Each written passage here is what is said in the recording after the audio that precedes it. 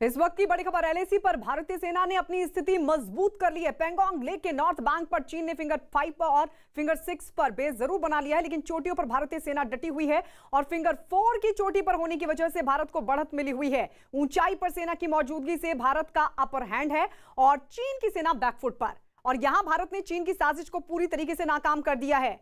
तो आपको बता दें, फिंगर 4 पर भारत पूरी तरीके से मजबूत स्थिति में है। इस सब के बीच आपको ग्राफिक्स के जरिए सही हालात की चलिए पूरी जानकारी बताते हैं। दरअसल पेंगोंग लेक का नॉर्थ बैंक 8 फिंगर में बटा है। फिंगर 1 से लेकर फिंगर 8 तक इन फिंगर में फिंगर 4 तक भारत का कब्जा है और भारतीय सेना यहां डटी हुई है, जबकि फिंगर 5 के पास चीन ने अपनी नापाक हरकतों से यहां बेस बना लिया है। और इसी तरह फिंगर 6 के पास भी चीन के बेस की खबर है। चीन की यहां बोट भी तैनात है। तस्वीरों में आप देख सकते हैं कैसे यहां चीन का कैंप दिख रहा है और उसके साथ बोट भी दिखाई दे रही है, लेकिन यहां चोटियों पर वर्चस्व ही बढ़त दिलाता है। और फिंगर 4 की चोटी ऊंची होने से इलाके में स्थित जो स्थिति है वो मजबूत भारत की है, क्योंकि यहां पर भारतीय सेना तैनात है। भारतीय सेना के कैंप भी यहां पर मौजूद हैं। इसके अलावा आईटीबीपी का कैंप भी है। भारत ने यहां सड़क भी बनानी शुरू कर दी और तस्वीरों में भारतीय सड़क भी साफ तौर पर दिखाई दे रही है। किस तरीके से भारतीय सड़क का यहां पर कंस्ट्रक्शन चल रहा है।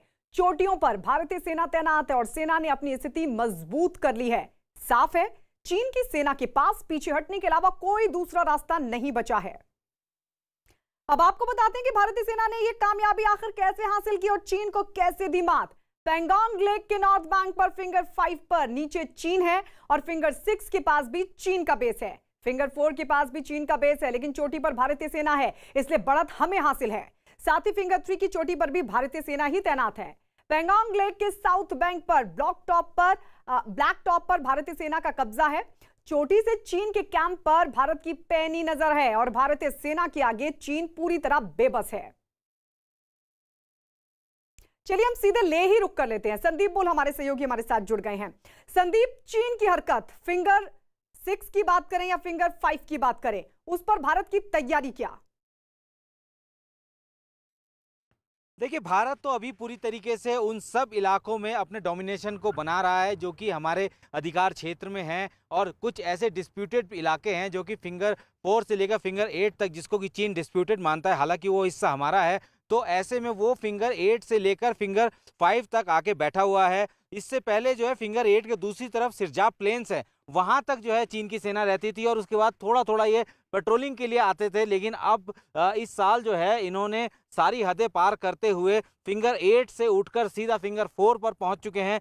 डिसएंगेजमेंट के प्रोसेस जब पहली बार शुरू हुआ था, जिस वक्त पहली बार डिसएंगेजमेंट का प्रोसेस शुरू हुआ था, उस वक्त जो है यहाँ पे जो है बाकायदा 1-1 किलोमीटर जो है पीछे हटने की बात कही गई थी। चीन जो है उसने अपनी सेना को फिंगर 4 से हटाकर फिंगर 5 तक जरूर ले गया था, लेकिन जो पीक्स थी, पीक्स के ऊपर जो है फिंगर 4 के, उसने अपने सेना के जवानों को नहीं हटाया था। लेकिन अब भारत ने भी उन्हीं पीक्स के ऊपर जो है अपने सैनिकों को तैनात किया है, ताकि भारतीय सेना जो है उस पूरे इलाके में अच्छे से मॉनिटरिंग कर सके। क्योंकि चीन लगातार अपनी संख्या तो बढ़ा ही रहा है वहाँ पे, उनके पास पक्की रोड्स है वहाँ पे और उनका मूवमेंट बहुत ईजी है। जब भी हम लोग पहले भी जब पेट्रोलिंग के लिए जाया करते थे, जैसे फिंगर 4 के दूसरी तरफ हम पहुँचते थे तो उनकी जो ओपी पोस्ट होती थी वहाँ से वो देखते थे हम लोगों को और हमें रोकने के लिए वो इधर आ जाते थे। तो ये विवाद लगातार चलता रहता था। लेकिन अभी हालात ये है कि फिंगर 4 की टॉप में हम लोग हैं और चीन जो कि उस इलाके से आगे आने की कोशिश भूल के भी नहीं कर सकता, क्योंकि हमारी नज़र जो है उसके ऊपर बनी हुई है लगातार। बिल्कुल। हमारे साथ अरुणाचल प्रदेश से भारत चीन सीमा के पास से मिंटू तामुली हमारे सहयोगी भी जुड़ गए हैं। अरुणाचल प्रदेश भी वो इलाका, वो राज्य जहां से चीन की सीमा सटती है भारत के साथ। वहां पर किस तरीके की तैयारी है भारतीय सेना की, क्योंकि चीन लगातार अरुणाचल प्रदेश से लेकर लद्दाख तक अपनी नापाक साजिशों को अंजाम देने की पूरी तैयारी कर रहा है। लेह पे, लद्दाख पर किस तरीके की तैयारी संदीप बता रहे थे, लेकिन मिंटू वहां की अगर बात की जाए तो वहां पर किस तरीके की तैयारी भारत की तरफ से? जी, देखिए, जिस तरह से 15 दिन पहले जो एक सूचना जारी किया गया था आपका एसएसबी के द्वारा, सीमा सशस्त्र बल के द्वारा, तो तेजपुर यूनिट तो आसाम में यूनिट है, तो वहां से जो 60 कंपनी को रवाना किया गया है तवांग सेक्टर में। और 1962 में तवांग में युद्ध, महान युद्ध जो हुआ था 1962 में युद्ध, तो तवांग में हुआ था। वहाँ आपको एसएसपी को तैनात किया गया है। उसके बाद देखा जाए तो आपकी ये मेचुका सेक्टर, शूटिंग सेक्टर, चागलागाम, किबितो, वालोंग, दामिन, सार्ली, पर्सिपालो, ये सब में पूरा सेना हमारे तैयार है। सब लोग even though we have the equipments और हमारे पास सब लेके जा रहे हैं, सेना भोपाल लेके जा रहे हैं।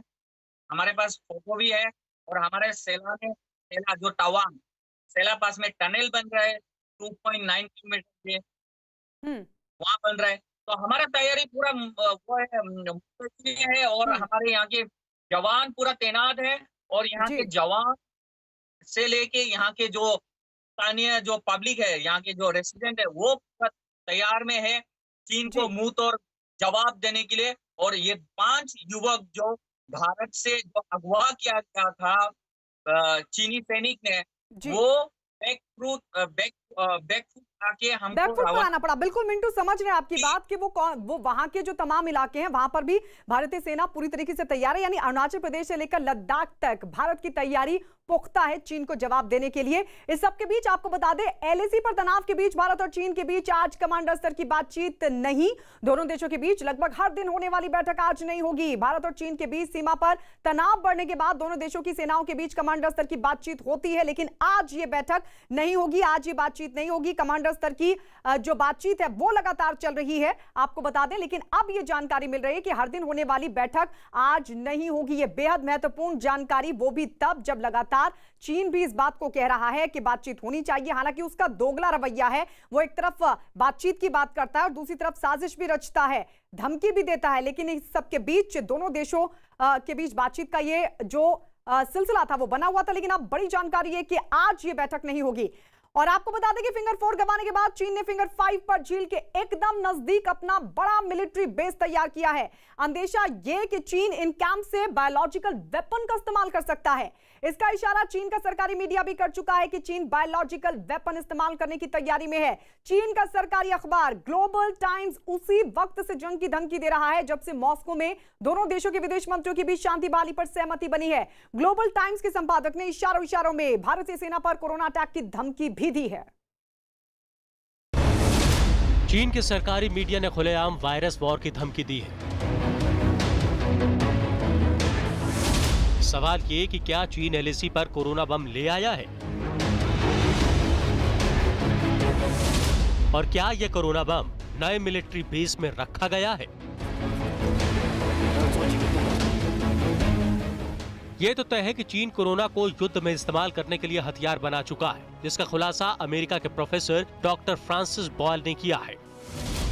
It appears the coronavirus that we're dealing with here is an offensive biological warfare weapon that leaked out of that Wuhan BSL-4. I'm not saying it was done deliberately, but there have been previous reports of problems with that lab and things leaking out of it. And I'm afraid that is what we are dealing with today. International खुफिया एजेंसियों के मुताबिक इस बात की पक्की report है कि चीन बायो वेपन यानी वायरस वाले हथियार बना चुका है और अब अंदेशा है कि वो इनका इस्तेमाल एलएसी पर कर सकता है।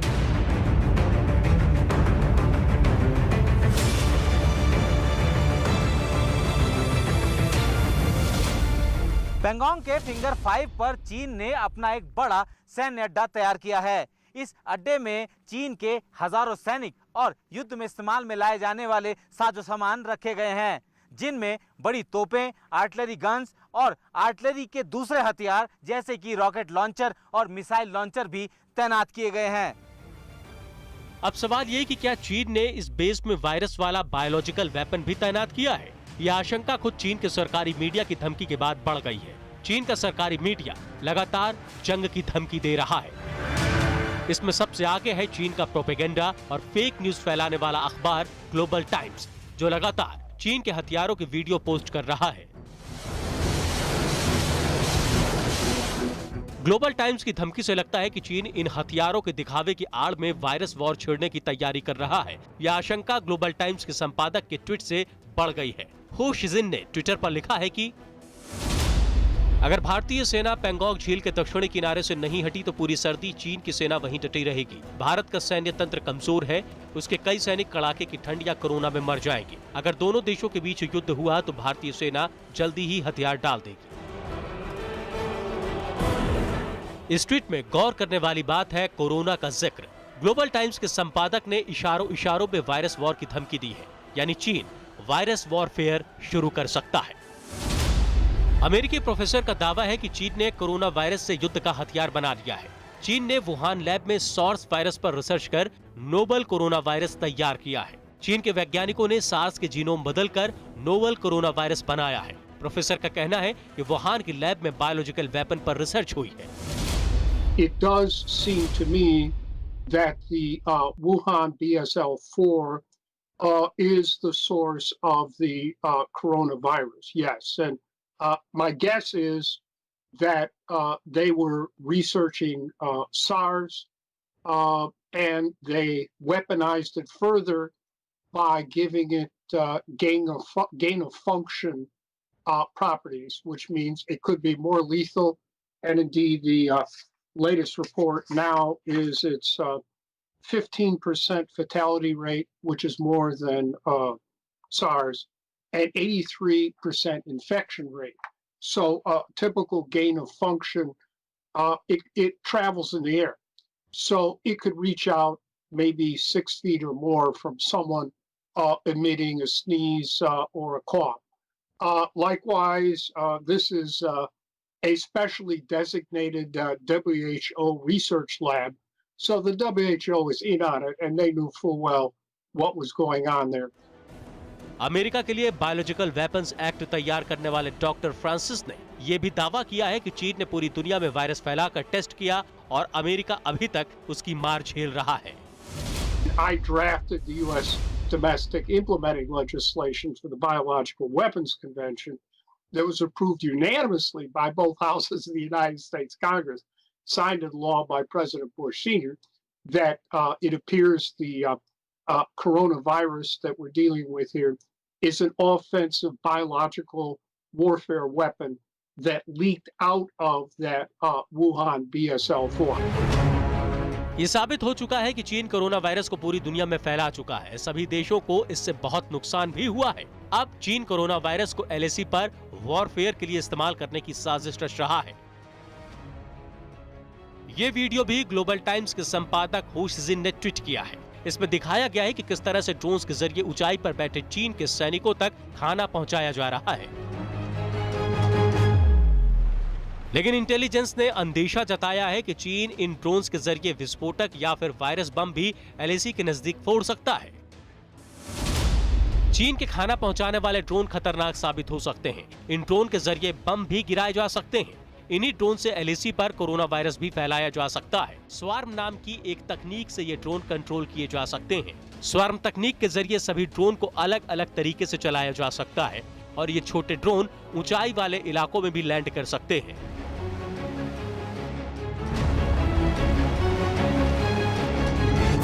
चीन का अखबार ग्लोबल टाइम्स आए दिन जंग की धमकी दे रहा है, लेकिन अब इशारों में वायरस युद्ध की धमकी भी दी गई है। इसके पीछे वजह है चीन की लगातार हार। चीन की चौथी उंगली कटकर भारत के कब्जे में आ चुकी है।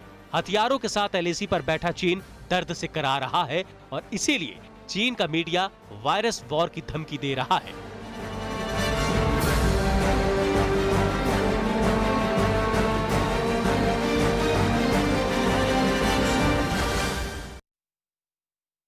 LAC पर तनाव के बीच भारत ने आगे की रणनीति भी तैयार कर ली है। चीन को झुकाने के लिए भारत ने नया प्लान तैयार किया है। कोर कमांडर की अगली बैठक में भारत दबाव बनाएगा और इसके लिए भारत ने पेंगोंग इलाके में दबदबा भी कायम कर लिया है और अपनी स्थिति को और मजबूत कर लिया है।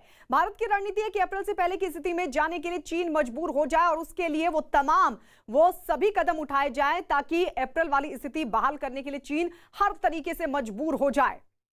तो इस बार भारत चीन को पूरी तरीके से घेरने और सबक सिखाने के लिए तैयार है। आइए आपको बताते हैं कि किस तरीके का ये प्लान है। 5 बैठक बेनतीजा होने पर भारत की ये नई रणनीति है। अगले हफ्ते भारत चीन बैठक होने की संभावना है। पेंगोंग इलाके की पहाड़ियों पर भारतीय सैनिकों ने मोर्चा जमा लिया है। दक्षिण पेंगोंग इलाके में भारत ने स्थिति मजबूत कर ली है और बैठक से पहले चीनी सेना पर भारतीय सेना ने दबदबा कायम कर लिया है। चोटी पर भारतीय सेना की मौजूदगी से चीन अब बैकफुट पर है और ऐसे में बैठक में अब चीन पर दबाव बना सकता है भारत और अप्रैल से पहले वाली जो स्थिति है उसको में जाने को चीन को मजबूर कर सकता है। एलएसी पर चीन को सेना कम करने के लिए कह सकता है भारत। तो ये नई रणनीति है भारत की। आइए और समझते हैं, हमारे सहयोगी संदीप बोल से ले से लगातार हमारे साथ हैं। संदीप, अब ये नई रणनीति क्या होगी, क्योंकि कई दौर की कोर कमांडर स्तर की बातचीत हुई, बेनतीजा रही। अब अगले हफ्ते फिर से होगी ये बैठक, तो उसके लिए भारत का प्लान क्या है? देखिए, अब तक जितनी बार बैठक हुई है चीन अपनी मनमानी चलाता रहा है। भारत की तरफ से हमेशा यही कहा गया है कि आप जो है अप्रैल से पहले वाली स्थिति में जाएं, यानी कि स्टेटस को हो जाए। लेकिन चीन जो है हमेशा अपनी मनमानी दिखाता रहा है, क्योंकि वो उस वक्त उन सब इलाकों में अपने आप को मजबूत कर चुका था जो कि भारतीय इलाके हैं, और वहाँ पे जो है भारतीय सेना उस तरीके से अपने आप को उस वक्त तक तैयार नहीं रख पाई थी। लेकिन अब जो है भारत ने प्रिएम्प्टिव मेजर्स लेते हुए पेंगोंग के जो दक्षिण इलाका है वहाँ पे कई सारी पोस्ट जो है कई सारी पहाड़ियों पर कब्जा कर लिया है, जिस पर जो है चीन कहता है कि ये उनका इलाका है, उनके हिस्से में आता है, लेकिन भारत की तरफ से ये हमारा ही इलाका है। तो ऐसे में चीन के ऊपर अब ये दबाव बन गया है। चीन कभी नहीं चाहता था कि इस कंडीशन में आके भारत के साथ बातचीत में बैठना पड़े, कि नेगोशिएशन हो। चीन हमेशा से ही कोशिश में था कि भारत के साथ कभी भी जमीन की लड़ाई जो है ना लड़ी जाए, क्योंकि अगर ऐसा होता है तो जाहिर सी बात है कि अगर चीन कुछ इलाकों पे कब्जा करेगा तो भारतीय सेना भी कुछ इलाकों में कब्जा करेगी, वो भी उनके। तो ऐसे में अगर ये स्थिति होती है और इतने बड़े देश को, जो कि अपने आप को इतना बड़ा जो है ताकतवर देश समझता है, वो अगर बातचीत की मेज पर आके नेगोशिएशन करना पड़ता है उसको, तो उसकी इमेज जो है इंटरनेशनली भी खराब होती है। लेकिन इस बार जो है भारत ने इस तरीके की नौबत जरूर ले आए हैं कि अब जो है चीन वहां पे नेगोशिएशन की टेबल पे है। चीन बार बार, क्योंकि सूत्र बता रहे हैं कि जो ब्रिगेड कमांडर लेवल की जो बातचीत हुई थी उसमें चीन यही कह रहा था कि आप पहले दक्षिण पेंगोंग के इलाके से अपनी सेना को पीछे कीजिए, तब जाके हम पेंगोंग के इलाके में बात करेंगे। जाहिर सी बात है कि ये दबाव है चीन के ऊपर और नेगोशिएशन के टेबल पे वो कभी नहीं आना चाहता था, लेकिन हम लोगों ने उसकी सोच से दुगना सोच के जो है इस तरीके की सिचुएशन हमने क्रिएट की है कि अब जो है चीन को नेगोशिएशन की टेबल पर आना पड़ेगा, क्योंकि चीन उन इलाकों में अपना दम दिखाने की कोशिश हमेशा से करता रहा है, क्योंकि वो ऐसी भारतीय सेना अपना कब्जा लगातार आगे बढ़ाती जाएगी और मजबूर किया जाएगा कि बताइए अब आगे करना क्या है, क्या अप्रैल वाली स्थिति को बहाल करना है या फिर भारतीय सेना और आगे तक बढ़े। इस तरह का नेगोशिएशन हो सकता है, जो बात संदीप बता रहे हैं। अरुणाचल प्रदेश में भी मिंटू वक्त वक्त पर चीन की हरकतें देखने को मिलती रही। वो बात अलग है कि हमेशा भारतीय सेना उन तमाम साजिशों को नाकाम करती आई है, लेकिन वहां पर भी क्या कोई नया प्लान होगा भारत की तरफ से? नई प्लान होगा बोलते नहीं। भारत ने जो भारतीय जो अर्धसैनिक बल हो या इंडियन आर्मी हो या आपका जो भी हो, यहाँ के स्थानीय निवासी हो, ये लोग पूरा प्लान 1962 से पहले ही कर चुका है और चीन इनको कोई मुकाबला नहीं कर पाएंगे। तो ये सतर्क है और हाँ है, और यहाँ पे तीनों जहाँ पे रोड नहीं हेलीकॉप्टर लैंड कर रहे हैं, जहाँ मेचुका जैसे एलएसी में आपका C-17 ब्रह्मोस लैंड कर रहे हैं, और पासीघाट जैसे इलाकों में एडवांस लैंडिंग ग्राउंड में जहाँ पे हमारे सुखोई 17 सुखोई लैंड कर रहे हैं, और ये सबको देख के मद्देनजर रखते हुए। ठीक है मिंटू, आएंगे आपके पास। इस बीच एक बड़ी खबर मिल रही है। बड़ी खबर ये कि राज्यपाल भगत सिंह कोश्यारी से मिलने के लिए कंगना रनावत दरअसल निकल रही है। सीधी तस्वीर हम आपको दिखा रहे हैं, राज्यपाल से मिलने पहुंच गई है कंगना रनावत। तो ये इस वक्त की बड़ी खबर, राज्यपाल से मिलेंगी कंगना रनौत और बातचीत करेंगी। आपको बता दें, पिछले दिनों जिस तरीके से बीएमसी ने कंगना का दफ्तर तोड़ा था, उसके बाद राज्यपाल भगत सिंह कोश्यारी ने सरकार के जो सलाहकार हैं उसको तलब किया था, बाकायदा पूछा था कि इस तरह की कार्रवाई क्यों की गई। उस पर नाराजगी भी जताई थी राज्यपाल ने। और अब यह जानकारी कि कंगना रनौत खुद राज्यपाल से, महाराष्ट्र के राज्यपाल से मिलने के लिए पहुंची है कंगना रनौत। इस वक्त की एक्सक्लूसिव तस्वीर आप देख रहे हैं न्यूज 18 पर।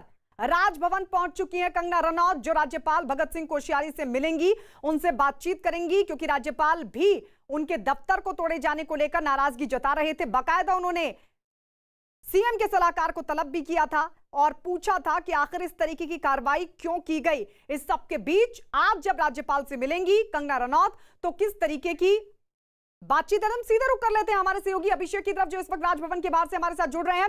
अभिषेक, क्या जानकारी मिल पा रही है? कंगना पहुंच गई वहां पर, आप किस तरीके से अपनी जो बात है कंगना रनौत की तरफ से राज्यपाल के सामने रखी जाएगी। बिल्कुल, कंगना भवन राजभवन में पहुंच चुकी है। अगर तस्वीरें मैं आपको दिखाऊं तो ये राजभवन का वो गेट है जहां पर अंदर कंगना रनौत और उनके साथ साथ एसआरपीएफ और सीआरपीएफ के लोग अंदर गए हैं, लेकिन फिलहाल 4:30 बजे का वक्त दिया गया है राजभवन की तरफ से कंगना को मिलने के लिए। अंदर जो है कंगना रनौत की मुलाकात राज्यपाल से होगी, तो राज्यपाल को वो जरूर महाराष्ट्र सरकार और खासकर बीएमसी जिस तरीके से वेंडेटा पॉलिटिक्स पर काम कर रही है उसको लेकर के बोलेंगी। और खास करके ऐसे समय में जब एक तरफ ऑफिस टूट चुका और कल देर शाम बीएमसी की तरफ से उनके घर के लिए भी नोटिस इशू किया गया और कहा गया कि नोटिस में ये कहा गया कि कई जगह कंगना ने अपने घर पर भी इलीगल कंस्ट्रक्शन किए हैं, उसको लेकर के भी तोड़ने के लिए कहा गया। और इसको लेकर के खास करके राजभवन आज पहुंची है, तो इन तमाम सारी बातों पर कंगना अपनी बात रखेंगी। और तस्वीर अगर मैं आपको दिखाऊं राजभवन की, तो ये तस्वीरें हैं। इन तस्वीरों से आप अंदाजा लगा सकते हैं कि क्या यहाँ हैवी फोर्स डिप्लॉय की गई है ताकि इस जगह पर किसी भी तरीके का एक्सेस नहीं दिया गया है। यहाँ पर पुलिस अधिकारियों की पूरी टीम यहाँ रखी गई है ताकि अंदर, ये राजभवन का गेट है, कंगना अंदर राजभवन के भीतर पहुंच चुकी है और फिलहाल 4:30 बजे का वक्त है मुलाकात का। और उसके बाद उस समय में बहुत सारी ऐसी चीजें हैं जो कंगना अपनी बात रखेंगी, खासकर राज्यपाल से, कि आखिर जिस तरीके से वो जब नहीं थी उस समय में बीएमसी उनके ऑफिस पर आकर के तोड़फोड़ करती है। तोड़फोड़ करने के बाद उनके ऑफिस के बाद उनके घर पर भी एक नोटिस इशू किया जाता है कि उनके घर में भी बहुत सारे ऐसे कंस्ट्रक्शन हुए हैं वो सही नहीं है। यानी साफ है कि जो बीएमसी की तरफ से अब तक किया जा रहा था और अब तक जो नोटिस इशू हुए उन सारी चीजों पर बात करेंगी। हालांकि राज्यपाल इस बात को लेकर पहले ही महाराष्ट्र सरकार को अपनी आपत्ति जता चुके हैं, नाराजगी जता चुके हैं कि जिस तरीके से उनके ऑफिस को तोड़ा गया उसको लेकर के वो नाराजगी उन्होंने जताई है। और साथ ही साथ एक महाराष्ट्र सरकार से एक रिपोर्ट भी तलब की है। और ऐसे में कंगना की ये मुलाकात बहुत कुछ कहती है, खास करके ऐसे समय में जब कल बीएमसी की तरफ से एक और नोटिस इशू किया गया है। हालांकि यहाँ पर पुलिस प्रोटेक्शन डिप्लॉय किया गया है राजभवन के गेट के बाहर ताकि गेट के पास से कोई न जाए। कंगना रनौत और उसके साथ साथ सीआरपीएफ के लोगों को अंदर छोड़ा गया है। जी अभिषेक, जैसे हमने देखा कि 2 नोटिस और फौरन, यानी ज्यादा वक्त भी नहीं दिया गया था कंगना के दफ्तर को तोड़ने के लिए, बहुत जल्द उस पर कार्रवाई हो गई थी। अब जब घर पर नोटिस दिया गया है तो क्या ये तय मानकर चला जाए कि अब कभी भी बीएमसी का डंडा कंगना के घर पर चल सकता है और यही वजह कि कंगना अब राज्यपाल से मिलने के लिए पहुंची है? बिल्कुल, कंगना को ये डर है कि कहीं बीएमसी किसी न किसी कानून की सहायता लेकर किसी न किसी कानून के आड़ में इस तरीके की चीजें उनके घर पर भी हथौड़ा चला सकती है। और शायद यही वजह है कि आज कंगना की मुलाकात हो रही है। कल उन्होंने राज्यपाल से राजभवन से समय मांगा था जिसमें 4:30 बजे का उन्हें समय दिया गया था। फिलहाल वो समय से पहले पहुंच चुकी हैं। 15 मिनट पहले राजभवन पहुंचना एक कोरम होता है वहां पर, उसके बाद 4:30 बजे का उन्हें समय दिया गया है। फिर आप तस्वीरें अगर आप देखिए तो इससे आप अंदाजा लगा सकते हैं। ये आशंका थी कि यहाँ मीडिया और तमाम सारे लोग यहाँ जमा हो सकते हैं और यही वजह है कि यहाँ पर डिप्लॉय किया गया। लेकिन जिस तरीके से उनके घर पर हथौड़ा चलाने की तैयारी बीएमसी की है, वो ये डर है कंगना को। और शायद यही वजह है कि उसके ठीक पहले राज्यपाल से मुलाकात कर वो अपनी शिकायत दर्ज कराएंगे और साथ ही साथ वो कहीं न कहीं राज्यपाल से गुजारिश करेंगे कि आने वाले समय में जिस तरीके से उनके ऑफिस में हुआ वैसे उनके घर पर ना हो, क्योंकि एक मामला हाईकोर्ट में चल रहा है, दूसरी तरफ राज्यपाल ही वो सुप्रीम बॉडी है जो मुख्यमंत्री को कहीं न कहीं एक इंस्ट्रक्शंस दे सकते हैं। और शायद यही वजह है कि यहाँ पर राजभवन में पहुंचकर राज्यपाल से मुलाकात करने के लिए पहुंची है। फिलहाल यहाँ अगर तस्वीरें मैं आपको दिखाऊं तो यहाँ से इस गेट से राजभवन की दूरी 200 मीटर के आसपास है। वहाँ पर दरबार हॉल में मुलाकात करते हैं खासकर राज्यपाल और वहाँ पर लोगों से मुलाकात करते हैं। कंगना का जिस तरीके से ठीक है अभिषेक समझेंगे आपसे, क्योंकि इस बीच एक बहुत बड़ी खबर मिल रही है। इस बीच बड़ी खबर है कि बीएमसी कंगना के दफ्तर में तोड़फोड़ के बाद अब उनके खार वाले फ्लैट पर कार्रवाई कर सकती है। बीएमसी के नोटिस के मुताबिक मुंबई के खार वेस्ट में एक बिल्डिंग में कंगना के 3 फ्लैट हैं। बीएमसी का आरोप है कि वहां कंगना ने अवैध निर्माण किया है। तीनों फ्लैट को जोड़ने के लिए कॉमन वॉल तोड़ी गई। हालांकि इस मामले की सुनवाई 25 सितंबर को कोर्ट में होगी, लेकिन इससे पहले कंगना की कोशिश ये कि राज्यपाल से वो मिले और अपनी बात को राज्यपाल के सामने रखा जाए। जैसा कि हमारे सहयोगी बता रहे हैं कि राज्यपाल भगत सिंह कोश्यारी से मिलने के लिए जो वक्त है वो 4:30 बजे का है, लेकिन पहले ही पहुंची है कंगना रनौत। हालांकि 15 मिनट पहले पहुंचना होता है। इस सबके बीच क्या बातचीत होगी, देखना होगा। अभिनेत्री कंगना रनावत और महाराष्ट्र सरकार के बीच चल रहा विवाद खत्म होने का नाम नहीं ले रहा। एक तरफ कंगना रनावत के बयानबाजी के बाद महाराष्ट्र सरकार ने बीएमसी का सहारा लेते हुए कंगना के दफ्तर में हुए अवैध निर्माण को लेकर उनके दफ्तर पर बुलडोजर चलवाया था, जिसके बाद अब बीएमसी ने कंगना के घर के लिए भी नोटिस जारी किया है। इस वक्त हम खड़े हैं मुंबई में कंगना रनावत के घर के सामने, जहां इसी इमारत के 5वें मंजिल पर कंगना रनावत के कुल 3 फ्लैट है और ये 3 फ्लैट जोड़कर एक ही घर बनाया है, जिसको लेकर बीएमसी ने कंगना को नोटिस भेजा है। बीएमसी का कहना है कि घर के अंदर 8 ऐसे काम हुए हैं जो अवैध निर्माण के अंतर्गत माने जा रहे हैं। अब कंगना रनावत को मुंबई बीएमसी ने 1 महीने की मोहलत दी है। फिलहाल ये मामला जो है वो कोर्ट में है और 25 सितंबर को इसकी सुनवाई होगी। अब देखना ये होगा कि कंगना रनावत के दफ्तर पर बुलडोजर चलने के बाद क्या कंगना रनावत के घर पर भी तोड़क कार्रवाई होगी। अभिषेक, ज्योत्सना बता रही है अपनी रिपोर्ट में कि 1 महीने का वक्त दिया गया है कंगना को, लेकिन हैरानी देखिए कि आसपास बहुत सारा अवैध निर्माण है। जहां दफ्तर था वहां पर भी था, लेकिन सिर्फ कंगना का ही दफ्तर और घर बीएमसी को दिखाई दे रहा है। आज जब राज्यपाल से मिलेंगी तो कितनी उम्मीद की जा सकती है? कानूनी राय तो ले रही है कंगना, लेकिन इस सब के बीच राज्यपाल की भूमिका क्या हो सकती है?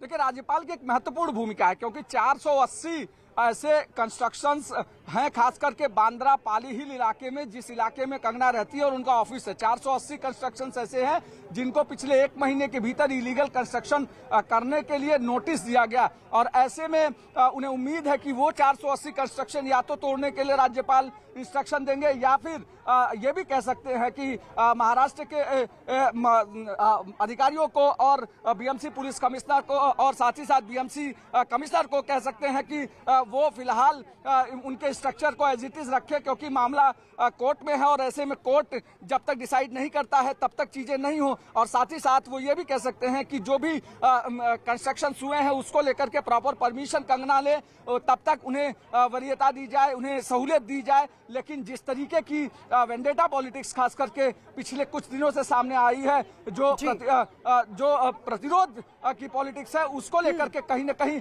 कंगना को उम्मीद है कि राज्यपाल एक महत्वपूर्ण भूमिका निभाएंगे और राज्यपाल से जिस तरीके से मुलाकात करने पहुंची है उससे ये साफ है कि राज्यपाल उन्हें फौरी राहत दे सकते हैं या फिर तमाम सारे अधिकारियों को, खासकर बीएमसी कमिश्नर हो या दूसरे अधिकारियों को बुला करके उनसे कुछ इंस्ट्रक्शंस दे सकते हैं, क्योंकि ये लगातार कहा जा रहा है कि जिस तरीके की चीजें हो रही है, खासकर राज्यपाल उससे नाराज दिखे और राज्यपाल ने उन्होंने एक रिपोर्ट भी राज्यपाल ने मांगी है। हालांकि उस बीच में कंगना का राज्यपाल से मिलना ये साफ दिखाता है कि कल जिस तरीके से बीएमसी का बिल्कुल अभिषेक, बहुत बड़ी बात। अब राज्यपाल की भूमिका क्या रहेगी देखना होगा, क्योंकि उम्मीद राज्यपाल से है फिलहाल कंगना को, इसीलिए पहुंची है राज्यपाल भगत सिंह कोश्यारी से मिलने के लिए।